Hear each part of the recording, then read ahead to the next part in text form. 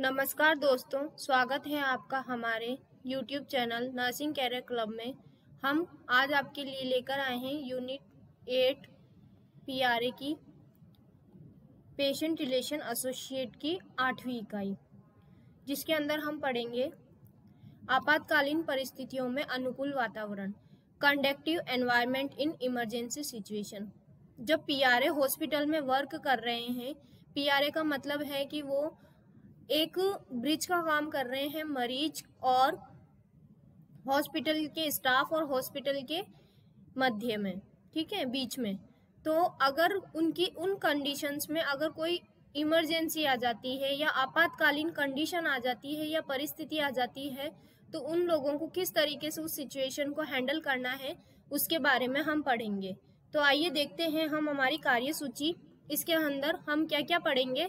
पहले हम पढ़ेंगे रोगी को सुरक्षित और आरामदायक स्थिति के लिए आवश्यक चीजों का वर्णन, जो हम स्लाइड नंबर 7 में पढ़ेंगे। दूसरा हम पढ़ेंगे मरीज से बात करने का तरीका, जो हम स्लाइड नंबर 8 में पढ़ेंगे। तीसरा आराम के प्रभाव का वर्णन, जो हम स्लाइड नंबर 9 पर पढ़ेंगे। चौथा स्वच्छता अभ्यास और स्वच्छता पर्यावरण, जो हम स्लाइड नंबर 10 पर पढ़ेंगे। पांचवा स्वच्छता और स्वच्छ वातावरण, जो हम स्लाइड नंबर 11 पर पढ़ेंगे। छठा मरीज के वातावरण की भिन्नता, जो हम स्लाइड नंबर 12 पर पढ़ेंगे। सातवां पर्यावरणीय कारक, जो हम स्लाइड नंबर 13 पर पढ़ेंगे। आठवां निर्वहन और रेफरल सेवाएं, जो हम स्लाइड नंबर 14 पर पढ़ेंगे। नौवां प्रवेश और निर्वहन प्रक्रिया, जो हम स्लाइड नंबर 15 पर पढ़ेंगे।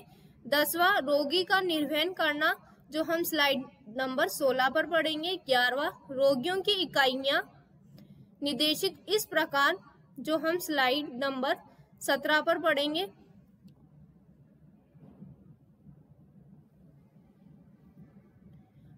12वां आपातकालीन स्थिति, जो हम स्लाइड नंबर 18 पर पढ़ेंगे। 13 गंभीर व आपातकालीन स्थितियां, जो हम स्लाइड नंबर 19 पर पढ़ेंगे। 14वां पर्यावरण स्वच्छता, जो हम स्लाइड नंबर 20 पर पढ़ेंगे। 15वां स्वच्छता के प्रकार, जो हम स्लाइड नंबर 21 पर पढ़ेंगे। 16वां एक सुरक्षित वातावरण, जो हम स्लाइड नंबर 23 पर पढ़ेंगे। 17वां कार्यस्थल पर खतरों पर रोकथाम, जो हम स्लाइड नंबर 24 पर पढ़ेंगे। 18वां विवरण, जो हम स्लाइड नंबर 25 पर पढ़ेंगे। 19वां अस्पताल में आग से सुरक्षा के उपाय, जो हम स्लाइड नंबर 26 से 28 पर पढ़ेंगे। 20 विशेषताएं, जो हम स्लाइड नंबर 29 से 30 पर पढ़ेंगे। 21 रोगी की देखभाल, जो हम स्लाइड नंबर 31 पर पढ़ेंगे। 22 वातावरण, स्लाइड नंबर 32 से 35 पर पढ़ेंगे। फिर हम देखेंगे अभ्यास प्रश्न, जो 22 और 36 नंबर स्लाइड पर हमें देखने को मिलेगा। तो आइए हम हमारा टॉपिक स्टार्ट करते हैं। रोगी को सुरक्षित और आरामदायक स्थिति के लिए आवश्यक चीजों का वर्णन। किस तरीके से हम हमारे जो पेशेंट हैं उनको कंफर्टेबल या आरामदायक कंडीशन या स्थिति में रख सकते हैं, उन चीजों के लिए हमें कौन कौन सी ऐसे कारक हैं जिन्हें अस्पताल में हम इस्तेमाल कर उनकी सुविधाओं में अच्छे से उन्हें सुविधाओं को दे सकते हैं। तो देखते हैं 5 कारक जो अस्पताल में रोगी की सुरक्षा में सुधार करने में मदद कर सकते हैं। पहला है निगरानी तकनीक का प्रयोग करें, मतलब उनको ऑब्जर्व करना है अपन को कि पेशेंट ज्यादा सीरियस तो नहीं है। अगर ज्यादा सीरियस है तो उस पेशेंट को उस वहां पर बेड दिलवाएंगे जो नर्सिंग स्टेशन के पास में हो, ताकि जो नर्सिंग स्टाफ है उस पेशेंट को अच्छे से ऑब्जर्व कर सके, निगरानी रख सके। दूसरा सुनिश्चित करें कि रोगी अपने उपचार को समझे। जो रोगी है अगर कॉन्शियस है तो वो समझ सकता है कि उसे किस तरीके का उपचार दिया जा सकता है, दिया जा रहा है या दिया जा सकता है। सभी चिकित्सा प्रक्रियाओं को स्थापित या सत्यापित करें, ठीक है। जो भी हम प्रोसीजर या कोई भी पेशेंट को केयर देने के लिए हम करते हैं प्रोसीजर वगैरह, तो उनको अच्छे से फॉलो करना है, स्टेप बाय स्टेप करना है। दूसरा है उचित हाथ धोने की प्रक्रिया का पालन करें। मतलब जब भी हम किसी एक पेशेंट के कांटेक्ट में आते हैं या दूसरे पेशेंट के कांटेक्ट में जा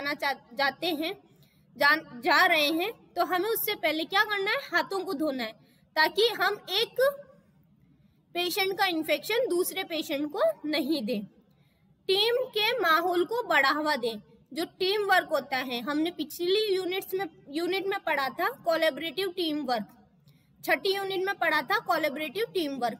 तो उसमें हमें ये ध्यान रखना है कि जो टीम वर्क है वो पेशेंट को अच्छे से मिले और उसकी जो केयर है या उसकी स्थिति है उसमें ज्यादा से ज्यादा सुधार हो। ये तभी पॉसिबल है जब टीम वर्क एक साथ काम करेगी। मरीज से बात करने का तरीका, हम मरीज से किस तरीके से बात करते हैं वो भी हमारे लिए बहुत इंपॉर्टेंट होता है। एक पेशेंट रिलेशन एसोसिएट को बात करने में भी माहिर होना चाहिए, IPR बनाने में भी माहिर होना चाहिए, ताकि वो मरीज को अपनी भाषा में या उसे जो भाषा समझ में आती है उस भाषा में हमारी हॉस्पिटल की खासियत या हमारी हॉस्पिटल की स्पेशलिटी को बता सके। यहाँ 6 तरीके दिए गए हैं जिनसे आप और आपके कर्मचारी अपने मरीजों को खुश कर सकते हैं। पहला है मुस्कान की पेशकश करें। एक छोटी सी मुस्कान बहुत आगे बढ़ जाती है, मतलब हमेशा स्माइलिंग फेस को रिप्रेजेंट करना है। समय पर हो, देखने के लिए इंतजार करना अक्सर एक मरीज को नंबर 1 शिकायत होती है। मतलब अगर किसी पेशेंट को या उसके रिश्तेदारों को अगर अपन इंतजार कराते हैं तो उसे बहुत बुरा लगता है। उसे ऐसा लगता है कि जो पर्सन हमें टाइमली टाइम नहीं दे पा रहा है वो हमारे इलाज में क्या टाइम पर करवा पाएगा। तो इसीलिए हमेशा टाइम प्रॉपर या पंक्चुअल रहना चाहिए। नाम से मरीजों को संबोधित करें। जो मरीज का नाम होता है उस तरीके से आप उन्हें संबोधित कर सकते हैं, बुला सकते हैं। छोटी छोटी बातों के लिए समय निकालें। अगर कोई छोटा सा काम है तो उसके लिए भी हमें समय निकालकर उसे देना चाहिए। जानिए विवादों को कैसे हैंडल करें। मतलब हम अगर कोई विवाद हो जाता है या कोई बहस हो जाती है तो उसे किस तरीके से हम हैंडल करना है। अगर कोई 2 पर्सन बीच में झगड़ा हो गया है, किसी बात को लेकर कोई इशू हो गया है, तो उसे हम किस तरीके से खत्म करवा सकते हैं, ये चीज हमको देखनी होती है। अपने प्रतीक्षालय को कुछ TLC दें। जो हमारा वेटिंग रूम होता है वहां पर हम कुछ सुविधाएं प्रोवाइड करा सकते हैं ताकि उनको पेशेंट को अच्छा महसूस हो, वो कंफर्टेबल फील कर सकें। आराम के प्रभाव का वर्णन। रोगियों की दृष्टिकोण से आराम बहुआयामी है, जो शारीरिक परेशानी से राहत और बीमारी, चोट और विकलांगता की चुनौतियों से निपटने की क्षमता में सकारात्मक और मजबूत महसूस कराने की विशेषता है। अलग अलग व्यक्तियों के लिए अलग अलग कारक महत्वपूर्ण है। किसी के स्वास्थ्य पर आराम के प्रभाव का वर्णन करने के लिए छवि परिणाम, स्वास्थ्य परिणाम में सुधार, यदि रोगी सहज है तो उनके जल्दी ठीक होने पर बेहतर स्वास्थ्य परिणाम प्राप्त करने की संभावना है। एक नकारात्मक वातावरण उपचार में देरी करता है। जब रोगी बहुत अधिक चिंता का अनुभव करते हैं तो वे आसानी से ठीक नहीं हो पाते। कोर्टिजोल जैसे तनाव हार्मोन में वृद्धि बीमारी को बढ़ाता है। अगर हम एक पेशेंट की नजर से देखें तो अगर हमें कोई परेशानी है, हमें कोई चोट आई है या हम चलने में असमर्थ हैं या हमारे साथ में जो परिस्थितियां हैं उनसे हम निपट नहीं सकते, उन्हें हम फेस नहीं कर सकते, तो उस चीज को हम क्या बोलते हैं कि हमें ठीक होना है, हम ठीक नहीं हैं। अलग अलग व्यक्तियों की अलग अलग कारक महत्वपूर्ण होते हैं। किसी को हेडेक होता है, किसी को चेस्ट पेन होना स्टार्ट हो जाता है अगर वो पेशेंट तनाव में जाता है। तो वही चीज हम देखते हैं कि किसी के स्वास्थ्य पर आराम के प्रभाव का वर्णन करने के लिए छवि परिणाम, स्वास्थ्य परिणामों में सुधार, यदि रोगी सहज है तो उनके जल्दी ठीक होने और बेहतर स्वास्थ्य के परिणाम प्राप्त करने की संभावना होती है। अगर हमारे आसपास का एनवायरनमेंट अच्छा नहीं है हम तनाव में हैं तो हमें अलग अलग तरीके से अलग अलग एंजाइटी हो सकती है। एंजाइटी मतलब किसी को सर दर्द होना स्टार्ट हो जाएगा, किसी के स्टमक में पेन होना स्टार्ट हो जाएगा। जैसे अगर किसी का एग्जाम है तो उस जरूरी नहीं है कि सब जने रिलैक्स हो। कुछ ऐसे पर्सन्स भी होते हैं जिनको एंजाइटी प्रॉब्लम क्रिएट हो जाती है, तो किसी को सर दर्द होना स्टार्ट हो जाता है, उल्टी होना स्टार्ट हो जाता है। तो ये सारी चीजें हमें देखने को मिलती है। अगर व्यक्ति अपने आप को खुद जल्दी से रिकवर करता है या अपने स्वास्थ्य में जल्दी से जल्दी इम्प्रूवमेंट लाता है, तो इसके लिए कौन जिम्मेदार होता है? उसके आसपास के एनवायरनमेंट। अगर सकारात्मक पॉजिटिव एनवायरनमेंट है तो क्या होगा? जो व्यक्ति है या जो रोगी है वो जल्दी से रिकवर होगा। अगर नकारात्मक है तो वो धीरे धीरे रिकवर होगा। जब रोगी बहुत अधिक चिंता का अनुभव करता है तो वो आसानी से ठीक नहीं हो पाता है। कोर्टिसोल जो कि हार्मोन होता है वो तनाव को बढ़ाता है, तो उसमें क्या होता है? बीमारी के अंदर वो हार्मोन ज्यादा रिलीज होता है, इसी वजह से पेशेंट को तनाव होना स्टार्ट हो जाता है। स्वच्छता अभ्यास और स्वच्छता पर्यावरण। अब हम देखते हैं कि अगर पेशेंट के आसपास में स्वच्छता है तो वो इन्फेक्टेड नहीं होगा।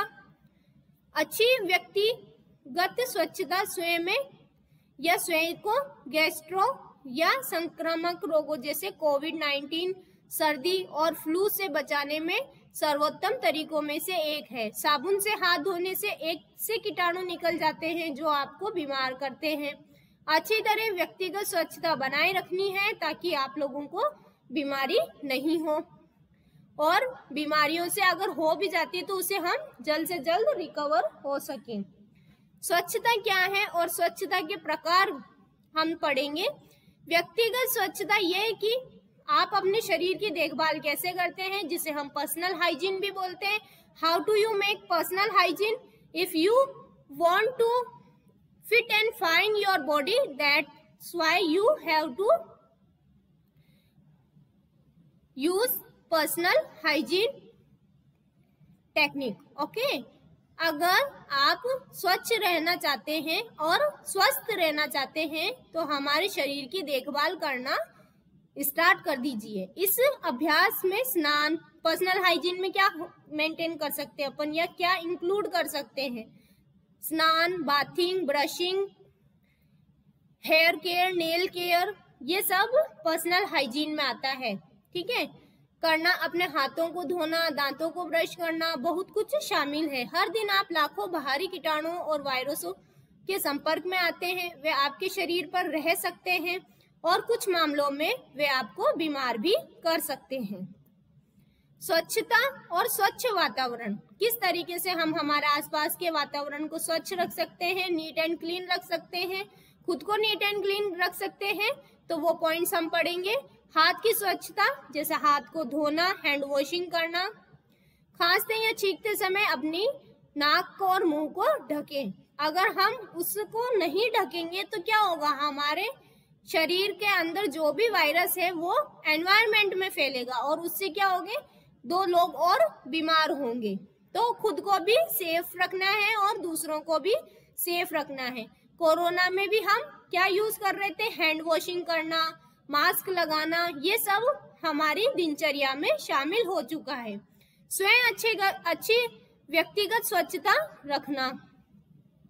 सुनिश्चित करें कि आप वृद्ध वयस्कों को अच्छे व्यक्तिगत स्वच्छता प्रदान करते हैं। उचित भोजन तैयार करने और भोजन के भंडार का उपयोग करना, बर्तन और बर्तनों को साफ रखना, ये सब स्वच्छता और सेफ और क्लीन एनवायरनमेंट में इंक्लूड होता है। मरीज के वातावरण की भिन्नता। हाँ, एक नॉर्मल पर्सन और पेशेंट के एनवायरनमेंट में डिफरेंस हो सकता है। जो नॉर्मल होगा वो खुद अपनी सेल्फ केयर कर सकता है, पर जो मरीज होगा वो अपनी सेल्फ केयर नहीं कर सकता है। क्यों? क्योंकि वो अनेबल है, वो अपनी क्रियाएं करने में असमर्थ है। इसी वजह से वो अपनी आसपास की एनवायरनमेंट को नीट एंड क्लीन नहीं रख सकता है। तो उसके लिए भी हॉस्पिटल स्टाफ होता है और उनका ध्यान रखने के लिए पीआरए होते हैं कि उसके आसपास में कोई गंदगी ना हो, स्वच्छ रहे, उसे डेली लिविंग एक्टिविटी करवाई जाए ताकि उसके हाथ पैर या बॉडी मूवमेंट एक्टिव रहे और पर्सनल हाइजीन मेंटेन रहे। सेटिंग्स के अनुसार रोगी के वातावरण की भिन्नता का वर्णन करने के लिए छवि परिणामों सड़क, घर, एम्बुलेंस और अस्पताल इंक्लूड किए गए हैं या शामिल किए गए हैं। मरीज को व्यक्तिगत स्थान, एक घरेलू स्वागत माहौल, एक सहायक वातावरण, अच्छा भौतिक डिजाइन। मतलब हम एक पेशेंट को क्या क्या एनवायरनमेंट दे सकते हैं, गुड IPR दे सकते हैं, होमली कंडीशन एनवायरनमेंट दे सकते हैं, हेल्पिंग नेचर का एनवायरनमेंट दे सकते हैं और एक अच्छा इंटीरियर डिजाइनिंग दे सकते हैं ताकि उस पेशेंट को अच्छा लगे, गुड फीलिंग आए। उसे ऐसा नहीं लगे कि मुझे किसी जेल में लाके रख दिया है और ना कोई मुझसे बात करने वाला है, ना मुझसे कोई मेरे दर्द को समझने वाला है। बाहरी क्षेत्रों तक पहुंच और मनोरंजन और अवकाश के लिए सुविधाओं के प्रावधान की आवश्यकता की पहचान की गई है। एक PRA इन सभी चीजों को मिलाकर या इन सभी के साथ तालमेल बनाकर चलेगा तो मरीज भी उसी हॉस्पिटल में ज्यादा जाएंगे। पर्यावरणीय कारक मतलब आसपास के कारक कौन कौन से शामिल है कि जिसकी तरीके से हम मरीज को असुविधा से बचा सकते हैं। रोगी के परिणामों को प्रभावित करने वाले पर्यावरणीय कारक फोम, इकाई, लेकआउट, फर्श सामग्री, कमरे की विशेषताएं, चिकित्सा उपकरण, दृश्यता, प्रकृति, प्रकाश, संगीत, ये सभी इंटीरियर हम पेशेंट को प्रोवाइड कर उसे गुड फीलिंग या उसके आसपास के वातावरण को अच्छे से मेंटेन कर सकते हैं। निर्वहन और रेफरल सेवाएं। निर्वहन और रेफरल सेवाएं मतलब डिस्चार्ज या किसी पेशेंट को रेफर करना। प्रवेश प्रक्रिया पहले हम पढ़ेंगे एडमिशन। एडमिशन में क्या होता है, रोगियों के व्यक्तिगत विवरण दर्ज किए जाते हैं। एक PRA क्या नोटिस करेगा, जो पेशेंट आ रहा है उसकी हिस्ट्री लेगा, उसके जो आसपास के या उसके फैमिली मेंबर्स जो उसके साथ आए हैं उनसे व्यक्तिगत विवरण लेगा। रोगी के डॉक्टर द्वारा आदेशित परीक्षणों का शुल्क लिया जाएगा।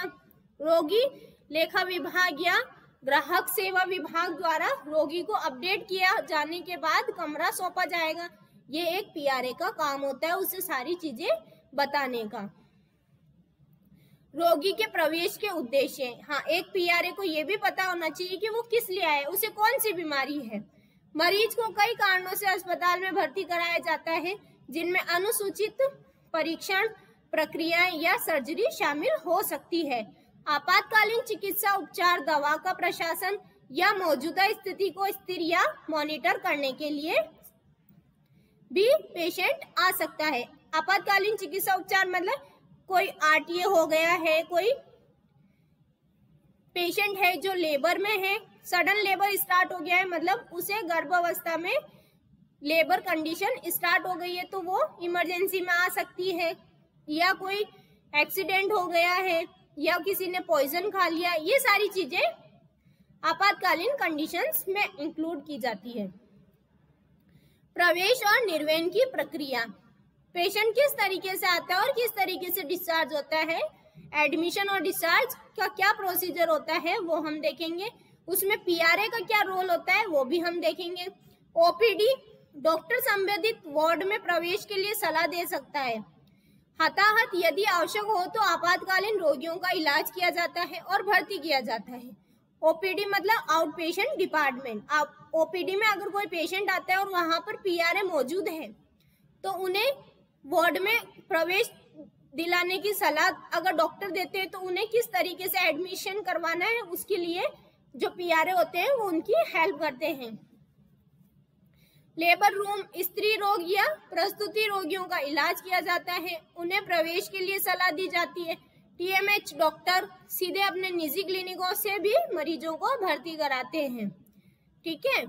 तो उनके लिए जो सहायता प्रदान की जाती है वहां पर PRA का एक रोल उन्हें प्ले करना होता है। रेफरल तब होता है जब आप किसी अन्य व्यवसायी को ऐसी सेवा प्रदान करने की व्यवस्था करते हैं जो आपकी पेशेवर क्षमता से बाहर है।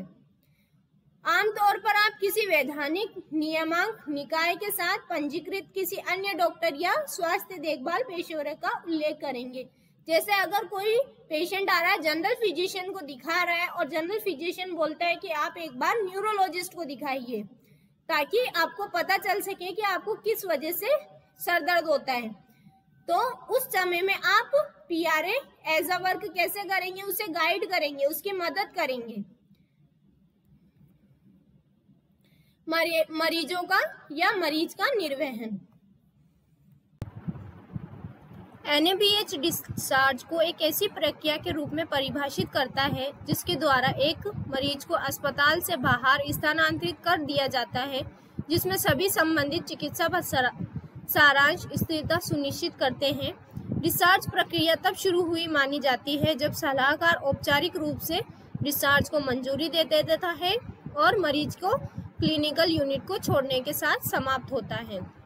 मतलब एक NABH का जो डिस्चार्ज प्रोटोकॉल है उसमें ये होता है कि सारे डॉक्टर्स जो हमारे हॉस्पिटल में अवेलेबल है, अगर उनसे वो ट्रीटमेंट नहीं होता है तो उसके अलावा अगर कोई दूसरे हॉस्पिटल में ट्रीटमेंट लेना चाहता है या मल्टी स्पेशलिस्ट हॉस्पिटल में जाना चाहता है, तो वहाँ पर जो कंसल्टेंट होता है या जो परामर्शकार होता है या सलाहकार होता है, वो अपनी डिस्चार्ज समरी लिखकर दे देता है और मरीज अपनी यूनिट छोड़ सकता है। तो उसी में भी मरीज PRA का क्या रोल होता है, वो उसकी सहायता करवाते हैं, सारी यूनिट्स के छोड़ने में या डिस्चार्ज लेने में मरीज को हेल्प करता है। डिस्चार्ज अस्पताल से छुट्टी की योजना बनाना एक ऐसी प्रक्रिया है जो ये निर्धारित करती है कि अस्पताल छोड़ने के बाद आपको किस प्रकार की देखभाल की आवश्यकता है। डिस्चार्ज प्लान भविष्य में फिर से भर्ती होने से रोकने में मदद कर सकते हैं और उन्हें अस्पताल से आपके घर या किसी अन्य सुविधा में जितना संभव हो सके सुरक्षित स्थान पर ले जाना चाहिए। डिस्चार्ज का मतलब है कि पेशेंट जो है वो पूरी तरीके से ठीक हो चुका है और इन फ्यूचर उसे इतनी हॉस्पिटल केयर की जरूरत नहीं पड़ेगी, तब जाकर उसे डिस्चार्ज किया जाता है या छुट्टी दी जाती है। मरीज के इकाई निर्देशित, मतलब एक जो मरीज की यूनिट है उसको हम किस तरीके से निर्देशित करके रख सकते हैं और अपने अस्पताल के प्रोटोकॉल को मैनेज कर सकते हैं। उसमें भी PRA का क्या रोल होगा, वो सभी हॉस्पिटल की, अपने सारी हॉस्पिटल की जो यूनिट्स हैं, जो अलग अलग डिपार्टमेंट है, उनको निर्देशित रूप से मेंटेन करके रखेगा। कहाँ पर क्या कमी है उसे वहाँ पर फुलफिल करेगा या उसकी जगह उस अरेंजमेंट करेगा, व्यवस्था करेगा।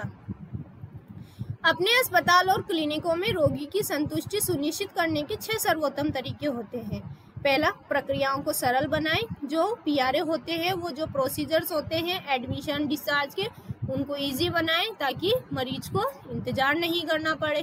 कर्मचारियों को शिक्षित करें, हॉस्पिटल स्टाफ को शिक्षित करके रखें या एजुकेट करके रखें ताकि उसे प्रॉब्लम नहीं हो कि पेशेंट एडमिट हो रहा है तो कौन कौन से डॉक्यूमेंट्स लगेंगे, उनको स्टेप बाय स्टेप मेंटेन करके रखें। अगर डिस्चार्ज हो रहा है तो उसका फोटोकॉपी या सॉफ्ट कॉपी किस तरीके से मेंटेन करनी है, वो ये सारी चीज़ें हम लोग अपने हॉस्पिटल के स्टाफ को एजुकेट करके रखेंगे। सेवाओं में सुधार और सर्वोत्तम प्रथाओं को सुनिश्चित करना, रोगी प्रतिक्रियाओं को एकत्र करना, जो हमारी हॉस्पिटल की फैसिलिटीज़ है या जो प्रोसीजर्स है या जो रूल्स एंड रेगुलेशन है उनमें हम इम्प्रूवमेंट ला सकते हैं। पेशेंट का क्या फीडबैक है उसको हम नोटिस कर सकते हैं या कलेक्ट कर सकते हैं डेटे को। फीडबैक के आधार पर आवश्यक कार्रवाई, पेशेंट का क्या फीडबैक आता है, उसे किस तरीके से का हमारे हॉस्पिटल की सुविधाएं लगी हैं, उस फीडबैक के बेसिस पर हम वर्क कर सकते हैं। रोगियों के साथ पालन करें, मतलब जो रोगी चाहते हैं उनके अनुसार हमारे हॉस्पिटल में क्या सुविधाएं होनी चाहिए उनको पूरा करने में मदद करें या पूरा करने की कोशिश करें।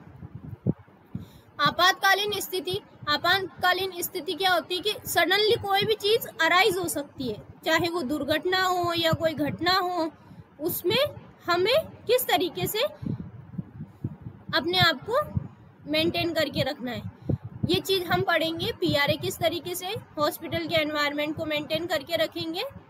किसी ऐसी स्थिति को आपात स्थिति माना जाता है जब किसी घटना या दुर्घटना के कारण विकिरण जोखिम या आसपास के लोग प्रभावित हो या पर्यावरण को दूषित होने की संभावना हो, उसे हम आपातकालीन कंडीशन बोलते हैं या आपातकालीन स्थिति बोलते हैं, इमरजेंसी कंडीशन। जरूरी नहीं है कि कोई घटना हुई है या दुर्घटना हुई है, पर्यावरण से भी कोई चीजें इफेक्ट हो सकती है, इमरजेंसी लग सकती है। सडनली फ्लड आ गया तो वहां पर इमरजेंसी लग जाएगी। तो उस कंडीशन में पीआरए किस तरीके से वर्क करेंगे। आपातकालीन योजना स्वयं के लिए तथा अपने परिवार के लिए एक आपातकालीन योजना तैयार करें। हाँ, उसी तरीके से पीआरए भी अपने स्टाफ मेंबर्स, अपने हॉस्पिटल के लिए आपातकालीन योजनाओं को तैयार करके रखें। सडनली भूकंप आ जाए तो पीआरए क्या करेंगे, अपने हॉस्पिटल के जो मेंबर्स हैं या कहीं आग लग जाए तो उनको किस तरीके से उस चीज को हैंडल करना है, ये सारी चीजें एक पीआरए को पता होनी चाहिए।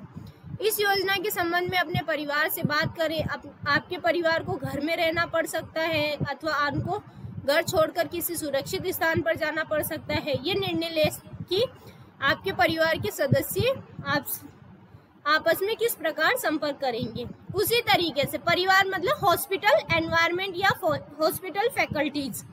यहाँ परिवार का मतलब है हॉस्पिटल फैकल्टी, जहाँ आप वर्क कर रहे हैं वहां पर आप किस तरीके से अपनी योजना को बनाकर रखेंगे। गंभीर व आपातकालीन स्थितियां क्या क्या हो सकती है, जहां तक संभव हो घटना का सीमित रखें। आवश्यक होने पर स्थान की घेराबंदी कर दें, रिपोर्ट करें, विकिरण तीव्रता का मापन कर सकते हैं, प्रभावित व्यक्तियों को शुद्धिकरण कर सकते हैं। मतलब जो ज्यादा नीडेड पर्सन है उसको पहले केयर दें, चोटिल व्यक्तियों को इलाज में सहायता प्रदान कर सकते हैं। पर्यावरण स्वच्छता, एनवायरनमेंट क्लीनलीनेस। स्वच्छ पर्यावरण वह है जो किसी भी प्रकार के दूषित और उसके प्रभाव से रहित हो। इसीलिए यह एक ऐसा वातावरण हो सकता है जिसमें स्वच्छ हवा, स्वच्छ पानी और स्वच्छ ऊर्जा हो। मूल रूप से यह एक स्वास्थ्य और सुरक्षित वातावरण है। आमतौर पर स्वच्छ वातावरण को भी साफ सुथरा माना जाता है। हमारा आसपास का एनवायरनमेंट क्लीन रहेगा तो हम बीमार कम पड़ेंगे। ये चीजें पीआरए अपने मरीजों को बताएगा। पर्यावरण स्वच्छता का महत्व पीआरए बताएगा। जीवन की दृष्टि से पर्यावरण मानव के लिए सर्वोच्च जरूरत है। जल, जंगल और जमीन तीनों उसके प्रमुख आधार हैं। विकास के मौजूदा मॉडल की विफलता यह है कि प्रदूषण ने जीवन की इन तीनों आधारों को ले लिया है। यही वह वजह है आज देश की आबादी का बड़ा हिस्सा स्वच्छ और सुरक्षित पानी, शौचालय और शुद्ध हवा जैसी मूलभूत आवश्यकताओं से वंचित है। क्यों? क्योंकि सब जगह हम लोगों ने क्या कर रखा है, प्रदूषण कर रखा है। उसी वजह से हम लोगों को स्वच्छ हवा नहीं मिलता, स्वच्छ पानी नहीं मिलता, स्वच्छ भोजन नहीं मिलता। ये सब प्रदूषण की वजह से है। स्वच्छता के प्रकार क्या क्या प्रकार हो सकते हैं ये भी हमें पता होना चाहिए, तभी तो हम अपने मरीजों को बताएंगे। इसी तरह स्वच्छता के प्रकारों में सामुदायिक स्वच्छता, शुष्क स्वच्छता, पारिस्थितिकी स्वच्छता, पर्यावरणीय स्वच्छता, सुधरी व बिना सुधरी स्वच्छता, स्वच्छता का अभाव और पुष्टिकारक स्वच्छता प्रमुख है। अभ्यास प्रश्न 1, प्रमुख आपात स्थितियों में आमतौर पर अस्पताल में आग लगना और सुरक्षा समस्याओं के कारण क्या हो सकते हैं। सड़क दुर्घटना, डूबना, बिजली का झटका, उपरोक्त में से कोई नहीं। तो इसका सही उत्तर है बिजली का झटका। सुरक्षित वातावरण, सेफ एनवायरनमेंट। एक सुरक्षित वातावरण कार्य को बढ़ावा देता है। अगर हमारे हॉस्पिटल में एक सुरक्षित वातावरण है तो क्या होगा, हमारे कार्य को इजीली, स्मूथली चलने में मदद मिलेगी। Promote a safe work atmosphere. एक सुरक्षित काम के माहौल को बढ़ावा देने के लिए निम्नलिखित उपायों को अपनाया जाना चाहिए। किस तरीके से हम उपायों को अपनाकर अपने आसपास के या हॉस्पिटल एनवायरनमेंट को सुरक्षित रख सकते हैं। किसी व्यक्ति को उसके संगठन के बारे में पता होना चाहिए। स्वच्छ और सुरक्षा प्रक्रियाओं का पालन करें। काम शुरू करने से पहले हमेशा जोखिम मूल्यांकन सुनिश्चित करें। यदि कोई हो तो कार्यस्थल की जांच करें और देखें कि क्या सभी उपकरणों जैसे उपयोग में आते हैं वे सुरक्षित है या नहीं। जैसे अगर हमारे हॉस्पिटल में स्टेरिलाइजेशन मशीन लगी हुई है तो वो सही से वर्क कर रही है या नहीं कर रही है, तो पीआरए को एक चीज पता होनी चाहिए। आपके संगठन से मिलता है कार्य करने के लिए स्वच्छ और स्वास्थ्य और सुरक्षा नीतियों जोखिमों को इंक्लूड किया गया है या शामिल किया गया है। कार्यस्थल पर खतरों को रोकना, किस तरीके से हम हमारे हॉस्पिटल में खतरों को रोक सकते हैं वो हम पढ़ेंगे। दूसरों के साथ काम करते समय आपको ये करने की कोशिश करनी चाहिए जिससे कार्यस्थल पर खतरों को हम रोक सकते हैं। सुनिश्चित करें आपका अपना स्वास्थ्य और स्वच्छता नहीं है, दूसरों के लिए खतरा पैदा करते हैं। दुर्घटना की स्थिति में उचित कार्यवाही करें या चोट या नुकसान अपने मतलब जो हमारा हॉस्पिटल है वहाँ के आसपास के एनवायरनमेंट को हमें देखना है, क्लीन है। क्लीन नहीं होगा तो क्या होगा, हम इन्फेक्टेड हो सकते हैं या हमें कोई चीज हार्म कर सकती है। ये एक हमको डेंजर होता है कि भाई हमें इस चीज का खतरा है कि अगर हमारे आसपास के एनवायरनमेंट साफ सुथरा नहीं रहेगा तो हमें भी इन्फेक्शन हो सकता है या हमें भी चोट लग सकती है। फर्श पर पानी गिरा है, हम फिसल गए तो हमें चोट लग गई, तो इससे हमारा ही नुकसान है। अपने कार्यस्थल पर भीड़ की उपस्थिति की जांच करें। हमारे जो रिसेप्शन है वहां पर भीड़ इकट्ठी नहीं होनी चाहिए, उसे हमें क्राउड को स्मूथली धीरे धीरे कम रखना है। पर्यवेक्षक के तहत अनुमोदित प्रक्रियाओं का उपयोग करें। ऐसे काम को अंजाम देना जो खतरनाक हो सकता है, जो डेंजर वर्क है उसे हम लोग दूर रहेंगे और हमारे जो पेशेंट्स हैं पीआरए उन्हें समझाएंगे ऐसा नहीं करना है। ऐसा करने से क्या हो सकता है, अगर आप हॉस्पिटल में खुद खतरों से खेलेंगे तो आपको भी चोट लग सकती है और दूसरों को भी चोट लग सकती है। फिर हम देखेंगे सही मूविंग और हैंडलिंग तकनीकों का उपयोग करें। किस तरीके से हमें पेशेंट को लेके जाना है, किस तरीके को हमें पेशेंट की अगर कोई टेस्ट वगैरह करवाना है तो उसकी हैंडलिंग या उसे ले जाने लाने वाला सही से वर्क कर रहा है या नहीं कर रहा है, वो चीज़ हमें देखनी है, पीआरए को देखना होता है। 100% स्वच्छता प्रक्रियाओं का पालन करें। आईजी बाहरी कपड़ों को संभालने के लिए सुरक्षात्मक कपड़े पहने।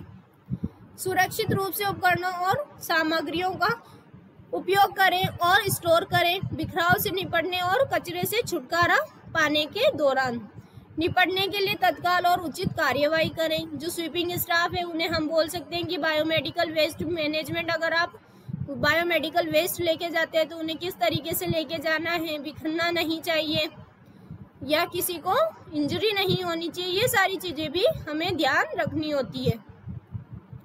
अस्पताल में आग से सुरक्षा के उपाय, एक आग लगना भी एक क्या है, इमरजेंसी हो सकता है, तो उसमें हम किस तरीके के उपाय कर लोगों को सुरक्षित रख सकते हैं वो हम पढ़ेंगे। अस्पताल में आग से सुरक्षा के उपाय, first safety measures in the hospital. अस्पताल की अग्नि सुरक्षा का उपाय महत्वपूर्ण है और हर समय पालन किया जाना चाहिए। हॉस्पिटल के अंदर अग्नि सुरक्षा उपाय बहुत जरूरी होता है। सुनते हैं ना हम न्यूज में, इस हॉस्पिटल में यहाँ आग लगी, उसकी वजह से इतने मरीज घायल हो गए, इतने जने को इतनी चोट आई, किस वजह से आई, क्योंकि आग लगी थी। आग प्रतिरोधक सामग्री का उपयोग के बावजूद और नियमों के अग्नि दुर्घटनाओं का अनुपालन अभी भी होता है। स्वास्थ्य देखभाल संगठनों को करना चाहिए। सभी कर्मियों को नियमित रूप से आग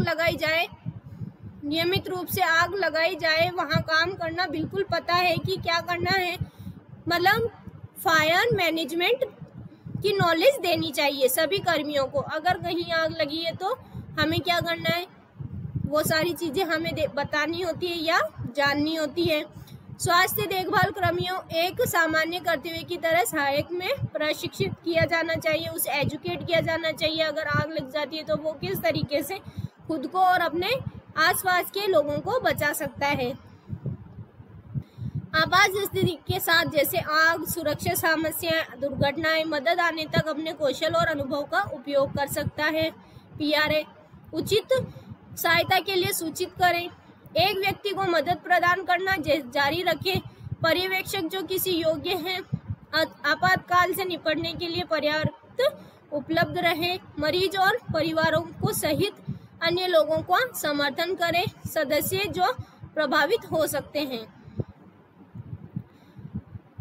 आग की रोकथाम किस तरीके से करेगी? PRA अगर रिसेप्शन पे वर्क कर रहे हैं और आग लग गई है 3rd फ्लोर पे, तो वो किस तरीके से उसे मैनेज करेंगे, ये सारी चीजें एक PRA को मालूम होनी चाहिए। ये आग अलार्म का स्थान का उपयोग कर सकते हैं, आग बुझाने का स्थान का उपयोग कर सकते हैं।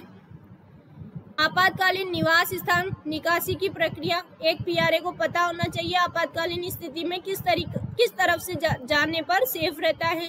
ऑक्सीजन दहन का समर्थन करना, पोस्टर दिखा रहे हैं जहां ऑक्सीजन का उपयोग होता है वहां पर चिपकाएं कि यहाँ पर स्मोकिंग नहीं करें। अगर किसी मरीज को एडमिट किया जा रहा है और वो ऑक्सीजन सिलेंडर के साथ है तो उसके आसपास की ऐसी आग लगने वाली वस्तुओं को दूर रखेंगे। ये सारी चीजें एक PRA को ध्यान में होनी चाहिए। विशेषताएं, ऑक्सीजन सुनिश्चित करें कि रोगी उसके रूममेट और आगंतुकों को जानते हैं कि धूम्रपान निषिद्ध क्षेत्र में निषिद्ध है। अगर पेशेंट ऑक्सीजन पे है तो उसके आने वाले जो पेशेंट के रिलेटिव हैं उन्हें पता होना चाहिए कि धूम्रपान निषेध क्षेत्र है, वहां पर हमें धूम्रपान नहीं करना है। तीसरा, आग लगने पर इन चरणों का पालन करें ताकि हम हमारे जो मरीज हैं उन्हें बचा सकते हैं, हमारे जो साथ में वर्क करते हैं उन्हें बचा सकते हैं। ये सारी चीजें एक PRA को पता होनी चाहिए। PRA मतलब पेशेंट रिलेशन एसोसिएट को पता होनी चाहिए। फायर अलार्म की प्रक्रियाओं को सक्रिय करें। जैसे ही हमें लगता है कि फायर लग गई है, आग लगी है, तो अलार्म ऑन रहता है हमेशा और वो बजना स्टार्ट हो जाता है। तो ऑक्सीजन, घुंडी, रोशनी और अन्य सभी को बंद कर दें। आग के आसपास के क्षेत्र में बिजली के उपकरण उन रोगियों को खाली करें जो खतरे में हैं। साइन बोर्ड व स्विच बोर्ड को सूचित करते हुए अस्पताल चमक के साथ प्रमुख होना चाहिए। अग्निशामक यंत्र के साइन बोर्ड, वेंटिलेशन बंद कर दें, खिड़कियां और दरवाजे बंद कर दें। आग बुझाने के लिए अग्निशामक यंत्र का उपयोग करें। डायरेक्ट अग्निशामक यंत्र के लिए कॉल कर दें। उन रोगियों से पूछें जो जोखिम में नहीं है, वापस लौटने के लिए उनके संबंधित कमरे में उन्हें बोल सकते हैं। रोगी की देखभाल, किस तरीके से हमें रोगी की देखभाल करनी है? रोगी की देखभाल, पर्यावरण सुरक्षा उपाय, पर्यावरण सुरक्षा उपायों का पालन किया जाना चाहिए। रोगी की देखभाल इस प्रकार है। पहले, चोट को जोखिम वाले रोगियों को पहचानें। अगर आग लग जाती है तो हम किस तरीके से रोगियों की देखभाल करेंगे वो हम पढ़ रहे हैं। जो जोखिम में है विशेष रूप से शामिल है क्या क्या? बुजुर्ग या मानसिक रोगी, उनको पहले हम देखभाल करेंगे। बिगड़ा हुआ दृष्टि या सुनवाई के साथ जो रोगी हैं उनको, क्षीण गतिशील वाले रोगी, व्हील चेयर वॉकर या आंशिक पक्षाघात वाले जैसे हैंडीकैप या धीरे चलने वाले रोगी, इन लोगों को हम पहले देखेंगे। पतन इतिहास वाले रोगी, मादक द्रव्यों के सेवन के इतिहास वाले रोगी, मतलब जो सब्सटेंस अब्यूज पेशेंट होते हैं उन्हें, या अल्कोहल, हैवी अल्कोहल ड्रिंकर होते हैं उन्हें हम लोगों को पहले देखभाल देनी है ताकि वो सुरक्षित रह सके। दवा लेने वाले मरीज जो हस्तक्षेप करते हैं मोटर न्यूरो कार्यों के साथ, जो न्यूरो पेशेंट है उन्हें भी हम लोग पहले देखेंगे। चोट लगने पर रोगियों को जोखिम से बचाएं। किस तरीके से, अगर वो चोटिल हो गए हैं या इंजर्ड हो गए हैं तो उन्हें किस तरीके से हम बचा सकते हैं, इससे बचाव करें। कैसे करेंगे? बिस्तर को निचले स्थान पर रख देंगे। रोगी के बेड साइड रेलिंग लगाते समय बेड साइड देखभाल प्राप्त नहीं कर रहा है, देखेंगे कि बेड जो पेशेंट है उसके साइड रेलिंग लग रहे हैं कि नहीं लग रहे हैं, वो हम देखेंगे। रोगी को कम एडी के जूते पहनने की सलाह देंगे जब चल रहा हो, या सुनिश्चित करेगा कि गैर स्किड स्ट्रिप्स या मैट चिपकाए गए हैं बाथटब और शॉवर क्षेत्रों के पास। ये सुनिश्चित करेंगे कि हम पता कर लेंगे हम किस तरीके से पेशेंट को इंजर्ड होने से बचा सकते हैं। ये सारी चीजें हम पहले ही रोगी को बताएंगे। चौथा, मरीज को गर्म तरल पदार्थों के कारण होने वाली जलन से बचाएंगे। अगर हम किसी मरीज को गर्म कॉफी या चाय दे देते हैं तो उससे जलने से हम बचा सकते हैं। कॉफी, चाय और अन्य गर्म तरल पदार्थों को रखना एक मेज जहां मरीज आसानी से पहुंच सकता है। सुरक्षित रूप से ध्यान से निर्धारित मानदंडों का पालन करते समय गर्म पानी के बैग या हीटिंग पैड का उपयोग करना स्वास्थ्य देखभाल सुविधाओं उनके उपयोग की अनुमति नहीं देती है। जलने के रोगियों के खतरे के कारण संक्रमण को रोका जा सकता है। संक्रमण को किस तरीके से हम प्रसार होने से रोक सकते हैं? संक्रमण के प्रसार को रोकना, किस तरीके से हम इन्फेक्शन को कंट्रोल कर सकते हैं? देखभाल की सुविधा नियंत्रण के लिए अपनी नीतियों का पालन कर सकती है। संक्रमण हालांकि प्रक्रियाओं आमतौर पर इसके बाद और बड़े लोगों द्वारा सिफारिश की जाती है। रोग नियंत्रण केंद्र एक अमेरिकी एजेंसी जो विभिन्न रोगजनों को जीवों का अध्ययन करती है। संक्रामक रोगों का और इस्तेमाल किए जाने वाले विधियों का प्रसार संक्रमण के प्रसार को नियंत्रित करने के लिए कुछ निवारक युक्तियां हैं। इस प्रकार है किस तरीके से हम इन्फेक्शन को कंट्रोल करेंगे, वो कुछ पॉइंट्स हम पढ़ेंगे। संक्रमण के कारण होने वाली बीमारियों को रोकने अस्पताल की देखभाल सेवाओं में प्राथमिकता एक सामान्य कर्तव्य सहायक को कीटनाशक और नसबंदी का उपयोग करना चाहिए। तकनीकें जो प्रसार और विकसित को रोकती है। सूक्ष्म जीवों को खत्म करने के लिए दो विधियों का उपयोग किया जाता है। सूक्ष्म जीवों की उपस्थिति और इस प्रकार संक्रमण को रोके ये दो विधियां हैं सर्जिकल और मेडिकल एसोसिएशन। सर्जिकल और मेडिकल एप्सिस। सर्जिकल मेडिकल एप्सिस उपस्थिति को समाप्त करता है। सभी सूक्ष्म जीवों को यह अभ्यास भी नसबंदी या बांझ कहा जाता है, जैसे हाथ धोना और कुछ कीटनाशक समाधान के साथ हथियार। दूसरा, मेडिकल एप्सिस अभ्यास को संदर्भित करता है। यह संख्या कम कर देता है और बाधित करता है सूक्ष्म जीवों की वृद्धि, विशेष रूप से रोगजनकों या रोग पैदा करने वाले बैक्टीरिया। एप्सिस जनादेश के तकनीक विरोध माइक्रोबियल एजेंट का उपयोग हाथ उपकरणों को धोना और साफ करना है। सर्जिकल और मेडिकल एप्सिस के अंदर क्या होता है, जो सूक्ष्म जीव होते हैं उन्हें या तो फैलने से रोक दिया जाता है ताकि वो ग्रोथ नहीं करे और इन्फेक्शन को नहीं बढ़ावा दे। अभ्यास प्रश्न 2, यदि ऑक्सीजन नोब चालू है तो हमें क्या निषेध करना है? सही उत्तर में क्या आएगा? सो रहा है, मारपीट, धूम्रपान, उपरोक्त में से कोई नहीं। सही उत्तर है धूम्रपान। यदि ऑक्सीजन नोब चालू है तो हमें धूम्रपान निषेध करना है या निषेध करते हैं। Thank you. आपको हमारा वीडियो पसंद आया होगा। Please like, share and subscribe करें।